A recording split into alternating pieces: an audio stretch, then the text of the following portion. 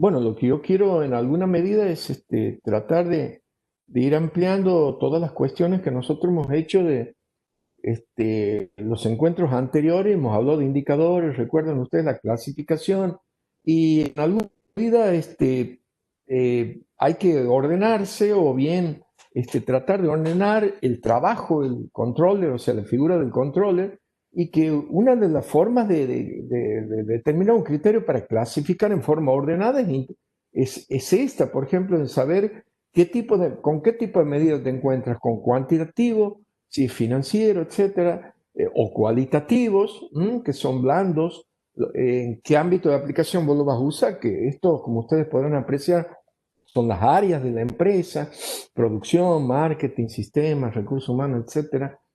¿Cuál es el lugar de obtención de estos tipos de indicadores? Que pues internos, externos o cruzados, combinado que nosotros hemos explicado bien cuando yo les había explicado los tipos de indicadores. También pues la etapa del proceso, si es la parte de entrada, la de salida o está en proceso, y qué tipo de factores vos analices. Concretamente, aquí donde ponen énfasis los diferentes gurúes, en donde proponen indicadores, algunos que nosotros vamos a ir viendo a medida que va transcurriendo, digamos, este periodo de, si se quiere, de encuentros virtuales, es trabajar por lo personal sobre indicadores Chavenato y así, de tecnología, de management, son muchos autores, o bien de equipamiento, en la parte de producción, reglas de oro productiva, etcétera. Bueno, según cuál factor, entonces lo orientas vos al indicador. Eh, Hay un autor que nosotros podemos rescatar, voy a tratar de rescatar los más trascendentes, porque cuando hablamos de indicadores son muchísimos los indicadores en los cuales nosotros podemos hacer un análisis. Yo les voy a presentar un autor que ustedes no lo conocen, que es Jack Fleiman. O sea, si ustedes se fijan aquí, estos tipos de indicadores, llámense indicadores que ha propuesto Jack Fleiman: de rendimiento, productividad, volumen de trabajo, eficiencia, eficacia, desempeño, son cuantitativos y cualitativos, y que se lo puede expresar por área, por proceso, etcétera. Si ustedes observen aquí, van a notar que la principal preocupación de Jack Fleiman ha sido de poder ver si se podrán ver esos indicadores en un mundo de rentabilidad. Estamos hablando aquí de rendimiento, de productividad, de efectividad, de eficiencia. O sea, la principal preocupación de él es poder ver en esos indicadores dentro de la rentabilidad online. Entonces, yo creo que lo veía como un problema en el mundo de los negocios actual, porque hoy por hoy la rentabilidad es uno de los grandes problemas de las empresas. Ustedes saben, es una principal preocupación de dónde van a venir los beneficios en el sector en donde uno compite, o donde está la zona de beneficio, como ustedes saben, tanto en el presente como también en el futuro. Entonces, concretamente esos estos 6 indicadores, miden y son adecuados para medir la rentabilidad del negocio en una zona de beneficio. Entonces, yo podría decir que son ideales para medir el valor de mercado en una zona de beneficio. O sea, el valor de mercado que vos vas a crear para los propietarios accionistas, sí o sí tendrás que aplicar indicadores de rendimiento, demostrar que son positivos los de productividad, volumen de trabajo, efectividad, eficiencia y desempeño. Entonces, en forma rápida le podemos decir que todos estos indicadores a vos te van a medir la capacidad esperada de generar beneficios, de generar utilidades. Entonces, en conclusión, estos indicadores miden las expectativas del tamaño actual, también podemos decir, del negocio. Ahora bien, un ratio o un indicador de rendimiento o productividad mayor a 1,5, por ejemplo, indica un negocio con diseño de grandes expectativas de utilidades. Si el ratio es por debajo, bueno, podemos decir por debajo uno que no tiene grandes expectativas de rentabilidad. Si me darían, por ejemplo, el indicador de rendimiento me tira valores bajos, que no superan la unidad. Ahora, si el ratio es bajo, el diseño del negocio concretamente no tendrá expectativa de beneficio. Estos indicadores, ¿no?, de Jack Fleiman. Entonces nosotros podemos hacer una evaluación a medida que la empresa va entrando en una zona próspera. Nosotros tenemos que tener estos indicadores todos positivos. O sea, los resultados de esto de mayores a 1,5 o mucho más alto, como quieran verlo, vamos a ver la posición reflejada en ese ratio expresada en términos de beneficio. Eh, Ahora bien, el ratio, por ejemplo, supongamos el de rendimiento o rentabilidad, vos lo puedes medir como rentabilidad sobre venta, es decir, vos puedes trabajarlo sobre dos informaciones clave del balance. El beneficio antes de intereses de impuestos sobre venta. Vos puedes sacar un indicador de rentabilidad, o sea, de rendimiento. Eh, ese indicador es muy importante porque a medida que, digamos, que crece las ventas, por cierto, el beneficio va a ser mayor. Es importante, ¿no? Es importante que vos lo tengas, ese indicador es uno de los indicadores más trascendentes para medir la rentabilidad de la empresa. Lo mismo también que podemos decir que el indicador de productividad, que algunos lo llaman eficiencia de los activos. ¿Y cómo se mide este indicador? Activos sobre ventas. O sea, concretamente vos puedes desglosar en muchas cosas cuando hablamos nosotros de los activos. Incluso si vos puedes desagregar ese activo, también puedes medir la productividad. Por ejemplo, les comento, activos menos efectivo o bien otros equivalentes a los efectivos y menos las cuentas acreedoras. Entonces recién ahí yo lo puedo dividir sobre 20. Entonces puedo sacar un número, un ratio en ese indicador de productividad, o sea, a través de un numerador y un denominador. Ese sería, por ejemplo, la eficiencia o el indicador de productividad. Por ejemplo, los indicadores de eficiencia, ustedes saben que la eficiencia se la mide en cuanto es mejor cuando la empresa reduce los costos. Entonces, trabajar en un indicador de eficiencia para interpretar, es complejo, porque por ahí vos puedes decir, no estamos bien en eficiencia, pero bueno, el costo es más elevado porque nosotros capaz que necesitamos más, invertir más para lograr en alguna medida mayor competitividad a mi empresa. Quiero que se entienda de esa forma, o sea que, digamos, no será el máximo eficiente si estamos cortando la cadena de valor de la empresa. Eso también puede ser peligroso. Por eso hay que interpretar estos indicadores. Jack Fleiman es muy celoso cuando analiza todos estos tipos de indicadores y lo mismo los indicadores de desempeño. Atención, estos indicadores de desempeño, uno puede medir desempeño de quién, de la organización o el desempeño del gerente, bueno, o de los empleados. Vos puedes medir todo ese desempeño, digamos, puedes medir los gerentes. Por cierto, es más difícil, pero se lo puede medir. Es más fácil medir un indicador de desempeño de un nivel operativo que medir un indicador de desempeño del gerente general de la empresa.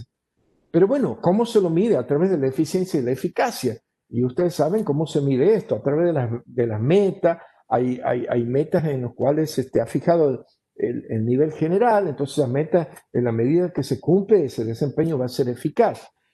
O sea, hay muchas formas de medirlo, ¿no? Bueno, ahora bien, todo esto, lo que habla, les quería comentar, una de las empresas, antes de ir a los pasos del tablero, una de las grandes empresas que ha tenido todo esto en forma positiva, y les voy a decir con valores que aquí lo tengo más o menos precisado. Por ejemplo, Coca-Cola, una gran empresa. Ha tenido, por ejemplo, un rendimiento sobre ventas, o sea, indicador de rendimiento, en el año, tengo estos datos, ¿no? Del año 96, 23,2, en el 89, 19 y en el 80, 13, lo cual significa que ido creciendo la empresa. Bueno, Coca-Cola se ha caracterizado por un crecimiento permanente a lo largo de su historia, ¿no? Lo mismo que el crecimiento de los beneficios. Fíjense, Coca-Cola tiene un rendimiento de beneficio más o menos en el año 80 del 10%, 89 del 14 y en el 96 del 16, o sea que ha ido creciendo. Y en el caso de la eficiencia que estamos hablando aquí, puede ser eficiencia de los activos, tengo un valor, habría que ver cómo ha sido medido. Por ejemplo, 0,67 ha bajado, 0,64 ha bajado a 0,43, o sea, ha ido mejorando la eficiencia, porque la eficiencia medida desde el punto de vista de activos sobre venta, Entonces, cuanto más bajo sea uno, mejor es la eficiencia. O sea que 0,30, 0,20 es mucho más eficiente tu empresa. Esa es la interpretación que hay que hacer. Y Coca-Cola en realidad ha ido bajando, digamos, o sea, ha ido mejorando la performance de esa eficiencia, ¿no? Bueno, en realidad Coca-Cola, ustedes saben que es una empresa eh, mundial, exitosísima y conocida por todo. Como ejemplo, digamos, de los indicadores de Jack Fleiman, les comentaba el tema de Coca-Cola.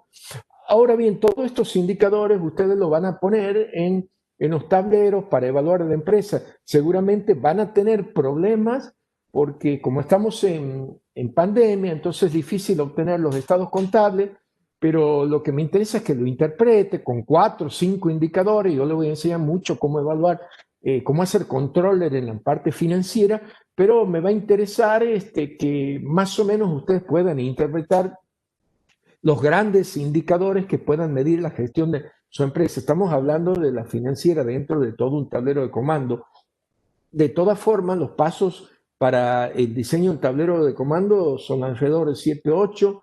Primero les reitero así en forma rápida, porque yo a lo largo de mis exposiciones vengo haciendo énfasis en cada etapa del tablero. Ustedes podrán apreciar, la primera etapa es trabajar en el diseño de la estrategia, en donde debemos preocuparnos en conocer nosotros para armar un tablero de comando, todo lo que tiene que ver con visión, misión, valores, el FODA, el análisis interno, las matrices, lo competitivo, lo ambiental. En fin, ese es el primer paso para la creación de un tablero de comando. El segundo paso, vos tienes que definir las áreas del diagnóstico que vos vas a hacer, es decir, las áreas que vas a trabajar fuertemente denominadas clave de éxito, áreas de éxitos también, etcétera, donde puedan crearse fundamentalmente ventajas competitivas y donde también pueden haber peligros referidos a los riesgos, en donde puede haber debilidades que si son debilidades que a mí no me preocupan, las dejo que estén las debilidades. Eso depende de la motivación del empresario. O bien nos preocupamos para disminuir las debilidades, o bien nos enfocamos para proyectar nuestro plan de negocio en un crecimiento sin tener en cuenta que puedo tener 2 o 3 debilidades y pongo todo ese ímpetu y empeño en hacerla crecer a mi empresa. De última, eso depende muchas veces de la motivación del empresario. En el tercer lugar, vamos a ver, para ir bajando los indicadores, tenemos que conocer todos los proyectos que hay en la empresa, todos los programas, todas las iniciativas que en alguna medida van a ir ya configurando todo ese tablero de comando en donde nosotros tenemos que medir. O sea, el cuarto paso es un sistema de medición. Ahí es donde uno va a definir los indicadores cuantitativos y cualitativos. No olvidemos que en los cuantitativos pueden ser financieros, en este caso nosotros lo trabajamos al balance y después los otros que sin ser financieros son cuantitativos, o bien los cualitativos, en donde vamos a ver muchos de los indicadores cualitativos de los grandes gurúes representativos como Tom Peters, Peter Drucker, Bill Gates, etcétera, y también los cualitativos de Jack Fleiman, ¿no? O sea, ahora bien, el otro paso sería, vos tienes que interpretar sobre la base de interrelación de todos esos indicadores, ¿no? Fíjense en ustedes que son lectores muy asiduos, digamos, de la bibliografía que subo, van a encontrar el famoso cuadro mando integral de las 4 perspectivas. Ahí en alguna medida te muestra la interrelación de los indicadores, porque en este mapa estratégico que nosotros construimos en Balance Scorecard o cuadro mando integral con una perspectiva financiera de cliente, ustedes ven aquí procesos internos y aprendizaje y crecimiento, nosotros tenemos que bajarlo a indicadores y esos indicadores deben mostrar esa interrelación que hay que definirla, ¿no? Es muy importante que pensemos que los indicadores que proponemos están interrelacionados, porque ustedes me podrán preguntar, ¿y qué pasa si no están interrelacionados? Porque lo más común es encontrar indicadores en nuestra realidad, aquí en nuestro medio, indicadores que no están relacionados, propuestos desde la contabilidad y algunos, o 1, 2 o 3 sueltos desde los indicadores blandos o invisibles, que son muy pocos, como por ejemplo podrán medir la satisfacción del cliente con encuestas, etcétera, cualitativo, pero hay que ver la interrelación. Ahí está la clave del éxito para diseñar un gran tablero de comando y sobre todo medir, digamos, lo cualitativo con buenos cuestionarios, buenas preguntas, preguntas que validen la variable que vos has elegido, codificados, promediados, analizados e interpretados a través de la metodología que ustedes quieran utilizar o parametrizar. No nos olvidemos que el indicador debe estar parametrizado porque si no, no sirve para nada. Ese es otro paso. El séptimo paso para el diseño tiene que estar parametrizado. Y esa parametrización yo lo voy a, en alguna medida, aplicar para todos los otros indicadores, porque tengo que tener un hilo conductor metodológico. Esta parametrización que ustedes están viendo, digamos, lo valoriza del 0 al 10. Entonces, del 0 al 4, como están viendo aquí, es un valor bajo cuando me da el indicador, o sea, corresponde el rojo, el valor medio, el 4 al 7, que es el amarillo, parcialmente, margen de tolerancia, les llaman, sin comentarios, etcétera, de diferentes formas, y el valor alto sería del 7 al 10, en donde el indicador está bien o la empresa está bien. Entonces, esa parametrización tiene que estar clara. Entonces, cuando yo voy a medir un indicador, yo tengo que tener ya un estándar parametrizado, si se quiere. No razonar, a mí me ha dado tanto, no, bueno, pero ¿cuál ha sido tu estándar? ¿Cuál es tu objetivo? Esa es otra cosa que también habría que ver, ¿no? Bueno, después el octavo paso, un trabajo bien hecho, vos tienes que darle analizar de repente, digamos, poner en gráficas para ver los indicadores y mirar la tendencia evolutiva de esos indicadores, muy importante. Uno va a fijar cada indicador, cómo están con relación a los objetivos y también vos lo haces una mirada en el tiempo. Por eso llamamos, en el octavo paso, debemos reflexionar el sentido y destino de las tendencias evolutivas de los indicadores. Ahora bien, cuando yo interpreto eso, la evolución, es importante, no nos olvidemos de definir los gráficos, los cuadros, para que en alguna medida lo podamos presentar aquí, bueno, ya les he dicho, hay que hacer un delivery de todo esto, puede ser a los dueños del negocio, en grandes empresas, a los accionistas, en las reuniones, en los consejos, en las reuniones de los consejos de administración, etcétera. En fin, vos tienes que organizarte de esta forma, con gráficos, con cuadros, porque te lo pueden pedir y esta es una mejor presentación a los efectos de asegurarse una buena presentación, un buen trabajo, un buen análisis y con buenos indicadores. Bueno, todas esas son recomendaciones que ustedes bien pueden saber en la medida que nosotros apliquemos metodología para construir un tablero de comando. Bueno, no nos olvidemos que son esos 10 pasos, 10, 11 pasos, 11 pasos son.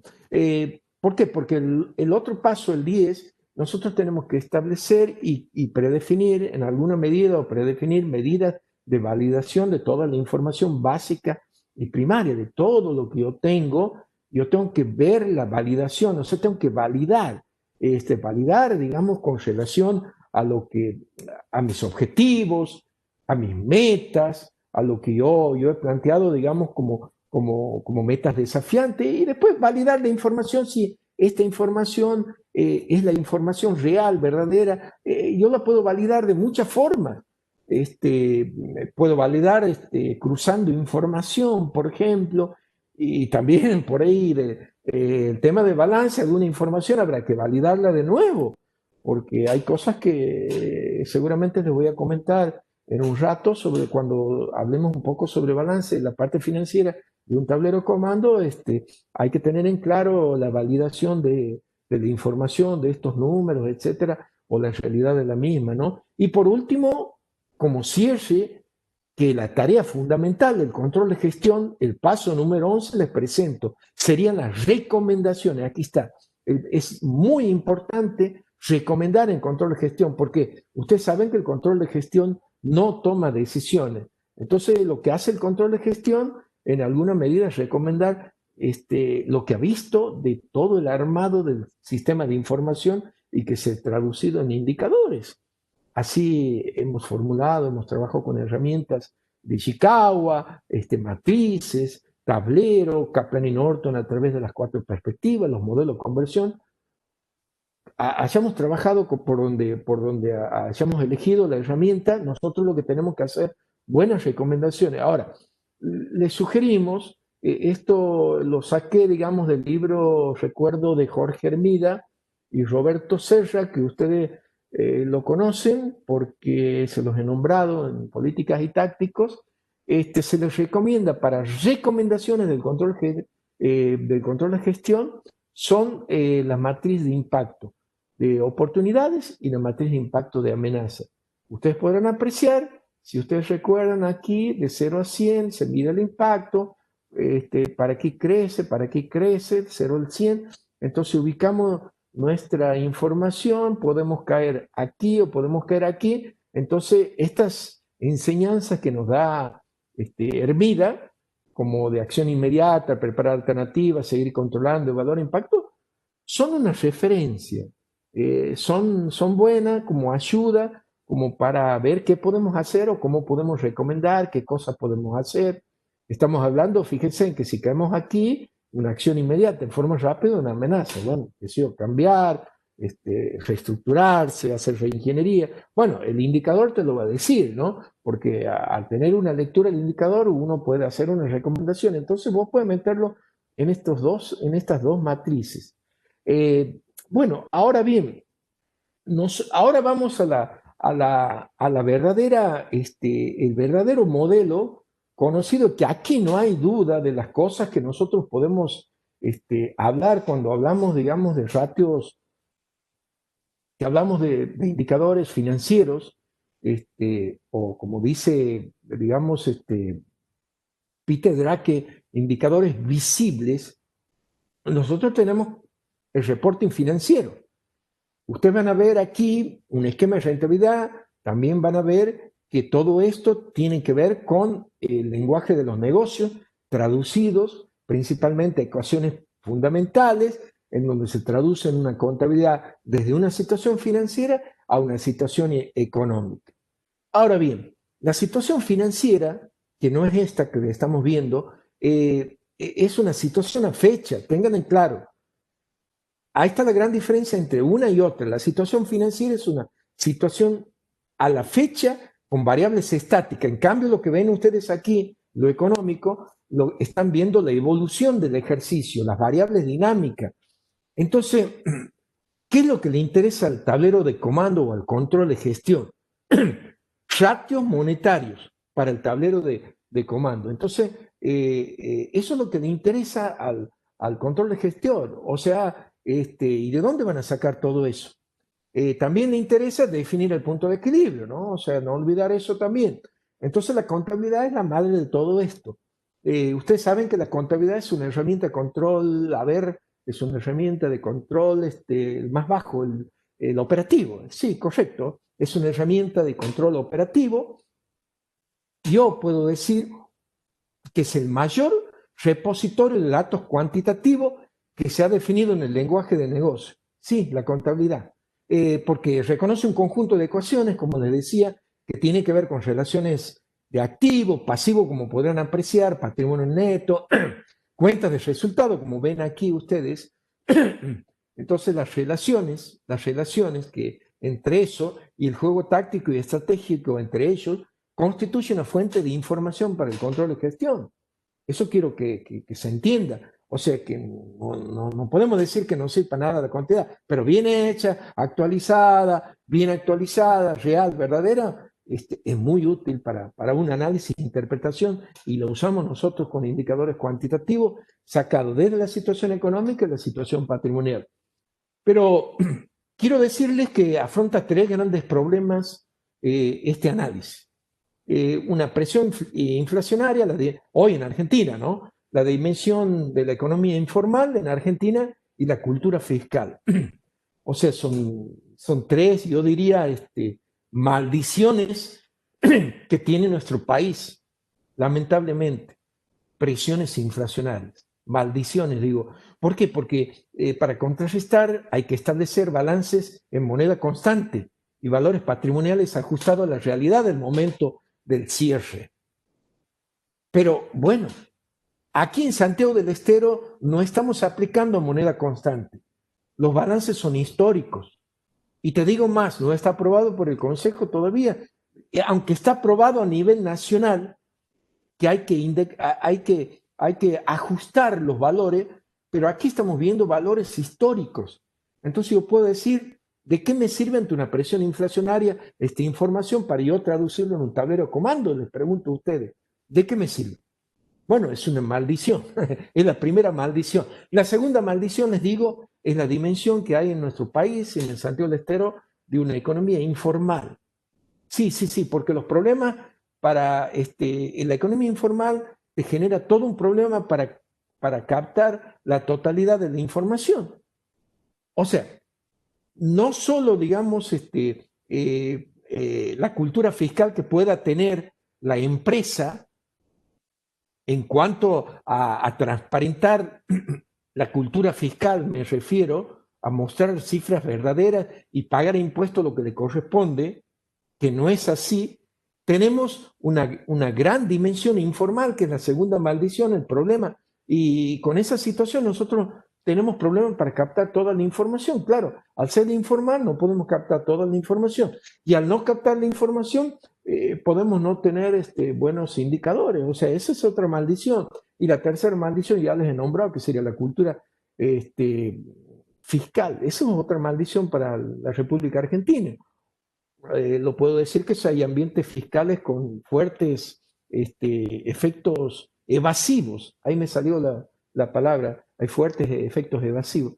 Entonces, ante toda esta situación, tengo que ser muy, muy, muy objetivo cuando nosotros queremos interpretar estos indicadores, sobre todo financieros cuantitativos. Entonces, conclusión, los financieros para que sepan diferenciar, porque les hago una explicación para que ustedes sepan diferenciar lo económico de lo financiero. La situación financiera trabaja vos sobre los recursos en orden de realización, o sea, en disponible, en realizable y en inmovilizaciones.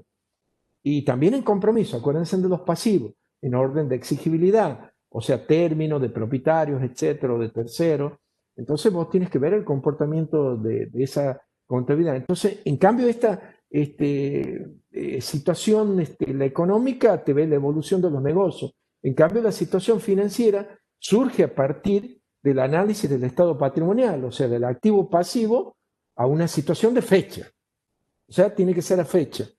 Tanto en el estado activo como en el estado pasivo son variables, como decía, variables estáticas a una fecha de referencia que sería la fecha del cierre del ejercicio. Generalmente es el 31 del 12, ¿no? Salvo que vos quieras trabajar en tableros tablero de comandos mensuales, tendrás que exigir información al contable en forma mensualizada que te tiren los balancetes.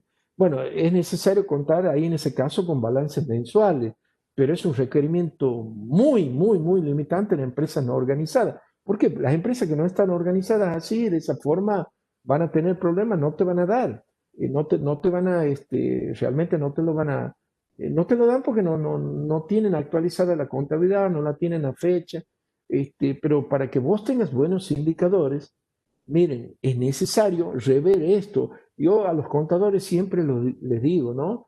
Cuando están contadores en mis cursos, tienes que tener un buen plan de cuenta, pero un muy buen plan de cuenta, teniendo un muy buen plan de cuenta segmentado, vas a tener una buena contabilidad, buenos presupuestos, buenos costos, todo eso te sirve para el control de gestión. Si hay una degradación, por ejemplo, del plan de cuenta, en cuanto a la calidad del plan de cuenta, es importante. Porque para una contabilidad eficaz, les digo a los contadores, les digo siempre, vos tienes que tener un plan de cuenta. Es la base para una contabilidad eficaz. Un buen plan de cuenta en términos de qué? De uso táctico y estratégico para el control de gestión. Vuelvo a reiterar, de uso táctico y estratégico para el control de gestión, pero un buen plan de cuenta. Muchas veces, les comento, ante planes de cuentas reducidos, ustedes me entienden eso, ¿no? Ante planes de cuentas reducidos o excesivamente abiertos, como en el caso de gastos generales, ¿recuerdan? Se hace necesario recurrir a tareas extracontables para poder obtener conclusiones. Ahora, yo no me ocupo de eso, yo soy administrador, que lo puedo hacer también desde mi profesión de contador, pero eso lo tiene que hacer el contador, porque si no, vamos a tener una información muy gorda cuando en realidad queremos información segmentada y por eso digo buenos planes de cuenta, porque a través del plan de cuenta vos vas a visualizar cómo se agrupan las partidas imputables, cómo se clasifican gastos, cómo se segmentan las ventas y eso en alguna medida voy a tener buenos indicadores. Yo estoy diciendo todo este proceso hay que hablar con el contador. Yo estoy haciendo un análisis práctico de cómo hacer control desde lo financiero. En concreto, yo puedo decir un buen plan de cuenta o un mal plan de cuenta engendra una buena o mala contabilidad. Por lo tanto, la contabilidad define qué cosa. Ahí mismo ustedes están viendo la capacidad de presupuestación de la empresa, la capacidad de obtener información requerida por los diferentes sistemas de costo, también y la capacidad de brindar a esto, al control de gestión, a lo que nosotros necesitamos, la información para el monitoreo de la gestión. O sea, fíjense en qué arduo es la tarea para tener buenos indicadores. O sea, vos no va a ir directamente, sino esto hay que conversarlo con un contable, con el responsable de todo esto para que vos tengas buenos indicadores. Si no, tu trabajo está malísimo, una mala interpretación. Me tomo el trabajo de explicarle estas cosas que seguramente, porque no se lo han explicado ni en segundo año cuando les enseñaron la contabilidad, mucho menos le va a explicar un contador. Yo como administrador y teniendo especialidad en esto, les puedo decir que estas cosas me tengo que detener por ustedes para reflejar lo que quiero decir, porque todas estas cosas que ustedes van a ver y los componentes del balance, por ejemplo, activo, pasivo, patrimonio neto, etcétera, ganancias y pérdidas, etcétera. Entonces, en alguna medida, yo de ahí voy a sacar, ¿qué cosas? Tres grandes cosas. Yo para exponer después en tres grandes categorías. Atención, no confundamos. ¿Qué sacamos de todo eso? Ratios patrimoniales y financieros, que son aquellos que relacionan exclusivamente los elementos componentes de activo y pasivo. Sería lo primero que hemos dicho. Después vienen los ratios económicos, en donde son aquellos que relacionan exclusivamente los componentes del estado de resultado. Acuérdense, en venta, menos gasto y costo, etcétera.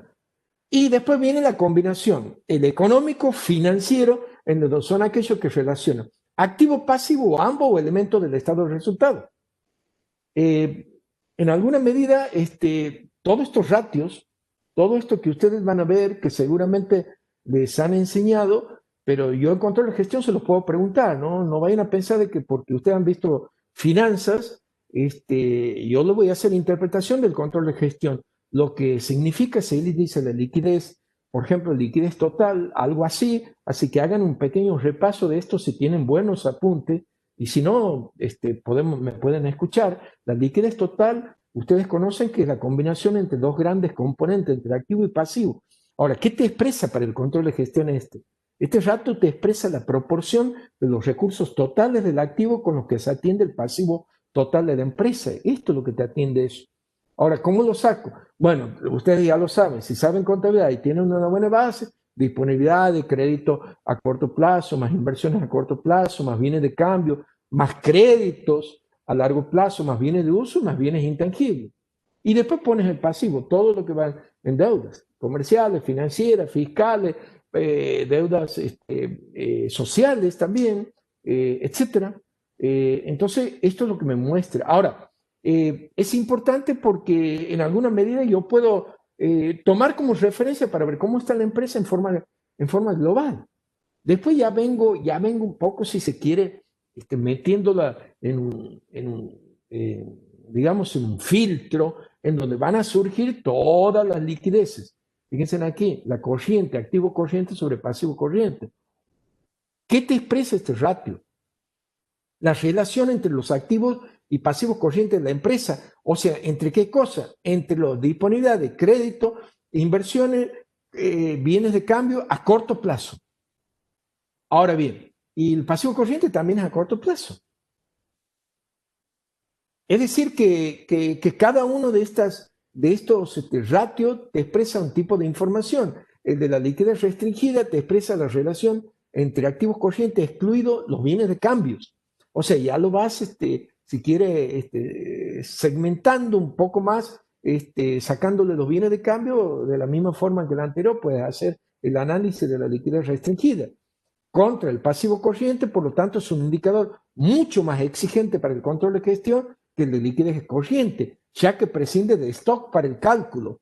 ¿Y por qué digo todo esto desde el control de gestión? Pues quiero que sepan que así la empresa, ustedes vean si tiene mucho stock, se podrá decir que está bien, o si tiene poco stock, se podrá decir que bien. Hay que interpretar y hay que analizar, hay que ver. Y por cierto, todo reflejado, digamos, como madre de todo esto, un plan estratégico de la empresa. Después vendrán los de solvencia. Aquí nosotros podemos ver a un solvencia tomando en cuenta el patrimonio neto sobre el activo total. O sea que estamos viendo cosas pesadas. ¿Qué te expresa? Te expresa el respaldo de los recursos del activo con el capital propio. O bien el patrimonio neto sobre el pasivo total. Otro ratio de solvencia que te está expresando lo mismo. Después vienen los grandes y los conocidos y los de gran preocupación para el empresario, que serían los ratios de endeudamiento. Atención, este ratio también hay que analizar porque hay que ver con la estrategia. Si estamos bien, estamos mal, podemos estar endeudados, pero habrá que ver que estamos haciendo inversiones para la ejecución de la estrategia. Todo ese análisis, bueno, ¿qué te expresa un ratio de endeudamiento? El pasivo total sobre patrimonio neto. O sea, te relaciona el pasivo de la empresa con su patrimonio neto. Después vendrá la financiación de los activos fijos, que también es un ratio patrimonial compuesto por el patrimonio neto más las deudas, no olvidemos. Pero las deudas a largo plazo son los activos circulantes en stock. Les vuelvo a reiterar, deudas a largo plazo sobre activos fijos. Reitero, patrimonio neto más deuda a largo plazo sobre activos fijos. Esto es lo que te refleja este tipo de ratio. Otro activo circulante en stock uno puede hacer relacionado a los bienes de cambio, cuando hablamos en esto, sobre el activo, que puede ser disponibilidad de crédito, inversiones a corto plazo y bienes de cambio, o sea, a corto plazo. Una parte del activo, reitero. Entonces, en alguna medida, esos serían esos ratios patrimoniales. No olvidemos la interpretación del económico desde el punto de vista del control de gestión. Bueno, hace rato yo les decía, un ratio rentabilidad 20, cuando les comentabas el ratio de Coca-Cola, el indicador ese de rentabilidad, de crecimiento, cómo medía el tema de las ventas, rentabilidad sobre ventas, lo pueden medir sobre resultados ordinarios, sobre ingresos ordinarios. Coca-Cola tiene un indicador muy positivo. Bueno, hay que ver qué componentes yo puedo poner, ¿no? Porque, bueno, hay que saber muy bien aquí la contabilidad para hacer una buena desagregación de este ratio de resultado ordinario.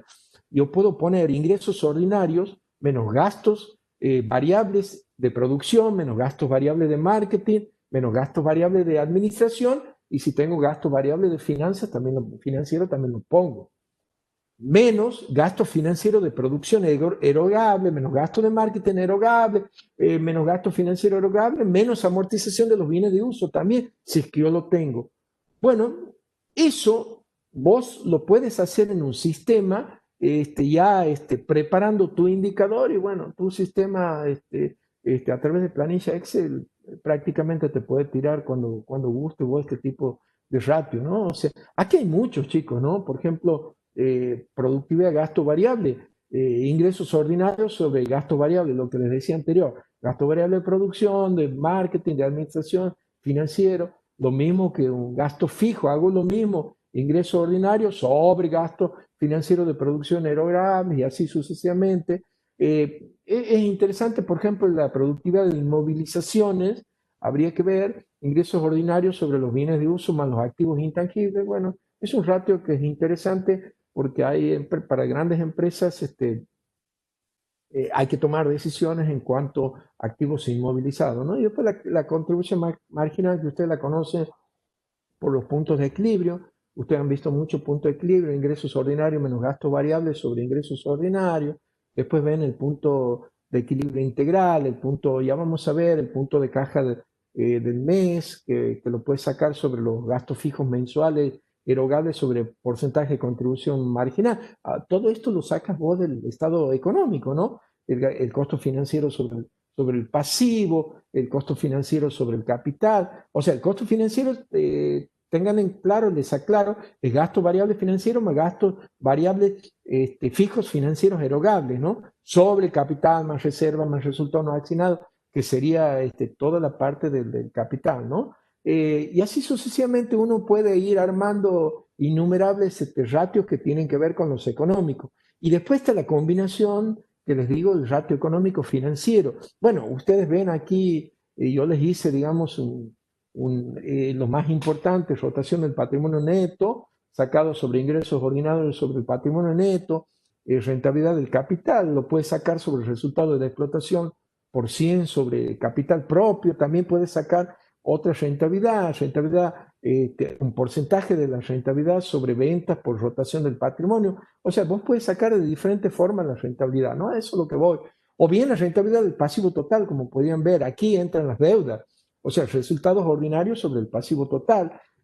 También podrías verlo, rotaciones de, de la productividad, de inmovilizaciones, rotaciones de inventario, bienes de cambio por 360 días sobre costo de mercadería vendida sobre meses transcurridos, tomando como base un ejercicio anual de 12 meses. O sea que en definitiva puedes ver todo este tipo de rotación y no nos olvidemos también los periodos de cobranza que ustedes habrán visto en finanzas y periodos de pagos a proveedores. Son indicadores muy interesantes.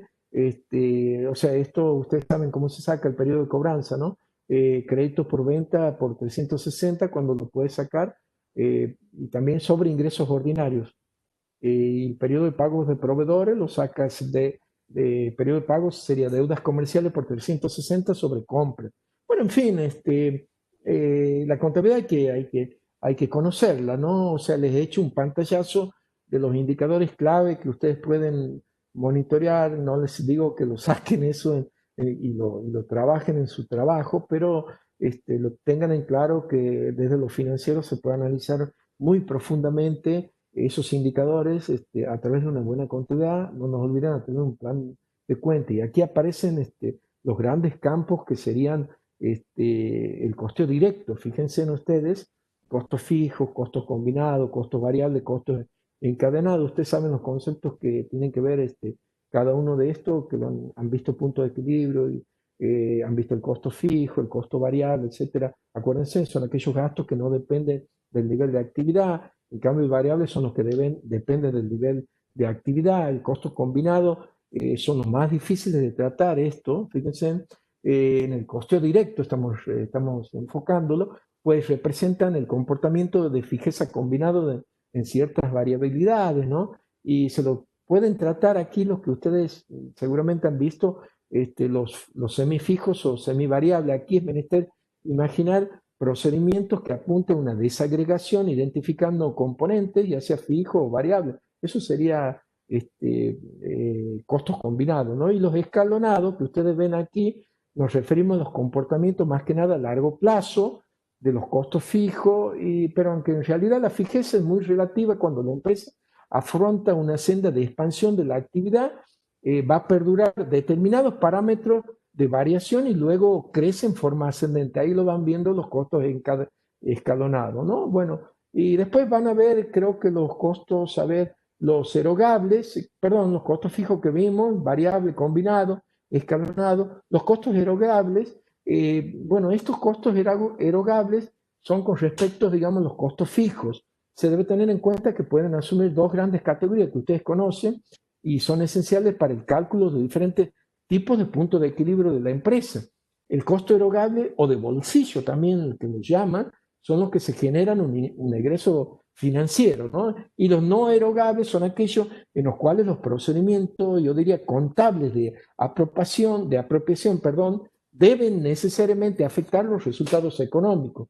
O sea, no son computables a los efectos financieros. ¿Cuáles son las amortizaciones? Eso sería, ¿no? Concretamente eso. Les voy a mostrar una gráfica aquí, una gráfica creo que tengo, esta gráfica de los dos tipos de punto de equilibrio, que sería el punto de equilibrio, el que ustedes conocen, y el punto de caja. El punto de equilibrio integral, que sería que ustedes conocen, donde nos indica el volumen de facturación necesario para expresado en unidades para lograr un nivel de contribución marginal equivalente al total de los costos erogables y no erogables. Eso sería el punto de equilibrio integral, ¿no? Donde vos no pierdes ni tampoco ganas. Y después, ahora bien, este es el punto de caja que a mí me interesa por el control de gestión. Es una variante del punto de equilibrio. Fíjense qué diferente que es, donde se tienen en cuenta los costos fijos no erogables. O sea, nos indica en alguna medida, yo diría, el volumen de las actividades o de facturación necesaria para lograr un nivel de contribución marginal capaz de atender exclusivamente los costos de bolsillo. Es decir, el punto de caja es un nivel extremo de supervivencia. Vos si estás en un punto de caja ya estás medio muerto. ¿Por qué? Porque la empresa no solo no se hace en condiciones de atender las amortizaciones de bienes de uso, que es un mecanismo de reposición a largo plazo, sino también vos te encuentras imposibilitado de atender gastos de bolsillo. O sea, que estás fundido aquí, ¿no? O sea, eso hay que entender, hay que definir en qué momento o en qué momento estoy aquí o en qué momento estoy aquí en mi empresa. Lo que hace el control de gestión, bueno, es analizar todas estas situaciones que ustedes han visto con relación, digamos, al punto de equilibrio. Es una herramienta también del control de gestión, reitero, es una herramienta de control operativo. Bien, no me equivoco, es una herramienta, porque por ahí me puedo confundir con el táctico. Es operativo el control de gestión. Muy bien. Lo que vamos a ver ahora que tiene que ver también con la contabilidad, la presupuestación. O sea, el control de gestión no se ocupa de presupuestar, sino de ponderar la calidad. O sea, no es que hace presupuesto el control de gestión, sino pondera la calidad de la presupuestación. Entiéndase bien, eso es lo que hace el control de gestión. Entonces, yo puedo evaluar una presupuestación a través de indicadores cualitativos, haciendo un menú de preguntas que ya vamos a ver, que lo vamos a interpretar, pero las preguntas de rigor que podemos decir en principio, si hay presupuesto, lo primero que puedo preguntarme en la empresa, si no, ¿qué magnitud de desvío ocurre generalmente? O si lo controla, no controla, cómo se tratan esos desvíos, qué soluciones les dan. Los sobrios son los problemas más fuertes, o sea, subpresupuestación o sobrepresupuestación. Entonces, lo que hace el control de gestión es pedir, disponer de la información presupuestaria para hacer recomendaciones de la calidad de la presupuestación. Pide conocer los resultados del control presupuestario y a partir de allí va a definir si es fuerte o bien es débil. En alguna medida hay que verlo en función de la estrategia de la empresa. Yo diría, ustedes van a ver mejor en esta gráfica que tengo aquí yo, el esquema presupuestario, que tenemos que tener en claro en las tres dimensiones de planeamiento en la tarea de presupuestación. O sea, lo estratégico, lo táctico, aquí tenemos lo estratégico, que aquí está lo táctico y aquí está lo operativo. El estratégico está orientado a largo plazo y juega un rol preponderante, ¿no? En cuanto a la tarea de presupuestación. El táctico está orientado más bien a esto, a mediano plazo. Aquí encontramos los presupuestos de ventas, los presupuestos de venta, y aquí vienen los operativos, aquí más abajo, orientado a corto plazo, apunta más que nada a la gestión de tesorería. Aquí lo tenemos nosotros graficado, o sea, la capacidad de presupuestar y controlar depende de la calidad de la administración.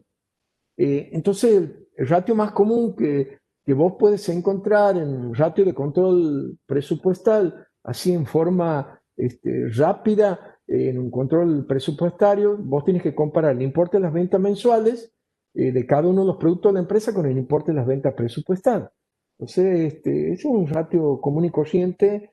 También puedes ver vos los de la contabilidad y el presupuesto, el del costo variable, del costo fijo, todo esto se complementa, ¿no? Todo esto, el gasto financiero, la contribución marginal, eso ya vimos nosotros, los resultados de explotación, los extraordinarios, antes que entremos a eso, la contabilidad y el presupuesto se complementan, quiero decirles, y nos entregan esquemas, yo diría, rentables y financieros que es necesario analizar y generar indicadores desde el balance como los esquemas presupuestarios.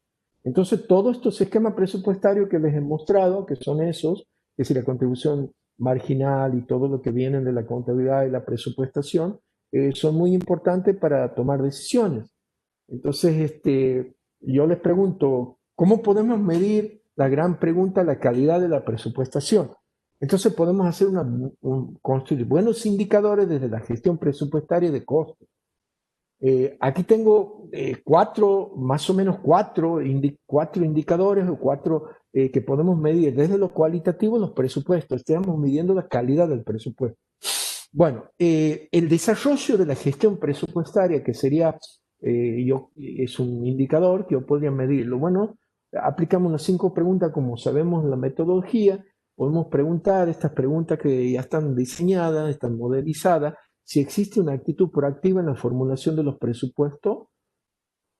O sea, activa se refiere a que la empresa cumple, que la empresa formule, que la empresa transparente ese presupuesto, que la empresa lo haga, que se preocupe a cumplirlo. A eso va la pregunta, porque por ahí podemos encontrar desordenado todo gestión presupuestaria, ¿no? Bueno, si la empresa, ya saben cómo contesta, si esto lo pueden hacer al jefe de contabilidad o el gerente financiero o el que hace la parte presupuestaria y contestará sí, parcialmente o no, depende cómo lo sienta.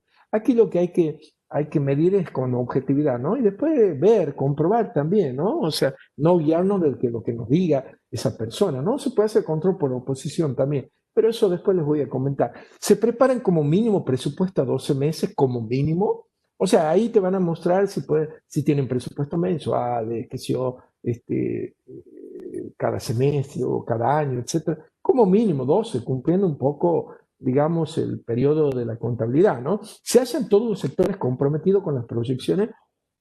Atención, esta pregunta apunta a los empleados. Entonces, esta yo no le voy a preguntar al contador, porque el contador te puede decir sí, pero si voy a chequear en los empleados, puede ser que el empleado ni siquiera conozca, ni siquiera se comprometa con la proyección. Es decir, lo tienen que conocer y tienen que cumplir y tienen que respetar. Muchas veces los presupuestos para algo se hacen, ¿no?